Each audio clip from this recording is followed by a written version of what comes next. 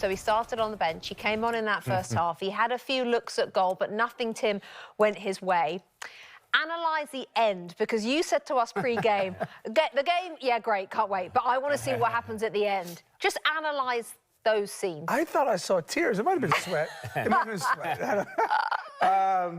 Yeah, it looks like everybody's happy. I'm surprised. I mean, I thought he played really well without getting, well, he had a few little looks, but yeah, you said a wry smile, and I wasn't expecting a wry smile from him. So it's a turnaround, isn't it? From where we were last week, from where we were in midweek when he was left at home and he took a picture of himself by himself in the gym, to playing most of a game. How have we got to this? I said Earle actually asked for his advice on it, because you showed at halftime him tracking back, and he was running back, he was charging around, he was doing all the things that apparently he wasn't doing before. Yeah.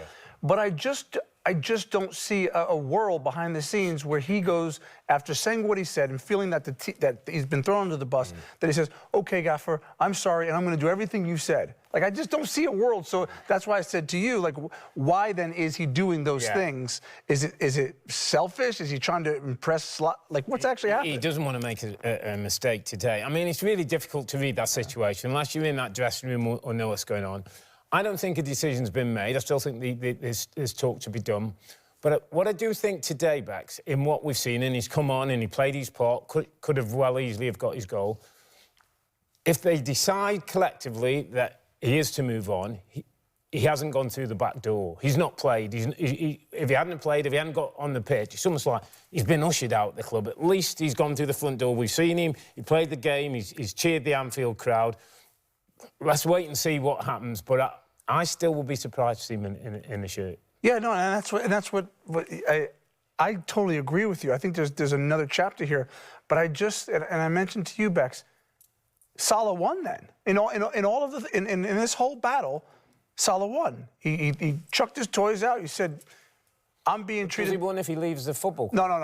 No. That's the gray area. If he leaves the football club, then he doesn't won. But if he's saying, I've been thrown under the bus, I've been the one to blame, and then he gets put back in today, I think he won. But yes, if he leaves, then no, he hasn't won. Does he have another problem? I mean, he has a lot of problems, Arne Slot. Does he have another problem with Hugo Ekitike scoring goals, but Alexander Isak not? Well, let's put the Mo Salah thing to one side and go there. I mean, Hugo Ekitike probably isn't going to get any headlines today, and he scored 2 goals. He's got 4 goals in his last 2 Premier League games and looks like their most threatening forward. Feel really sorry for this kid, because he's come in for big money, he's delivered, and he's not probably had the sort of headlines that he should. Well, if Mo Salah talks, we know he doesn't talk often, but when he does, he has something to say. So if he does, we'll bring that interview to you.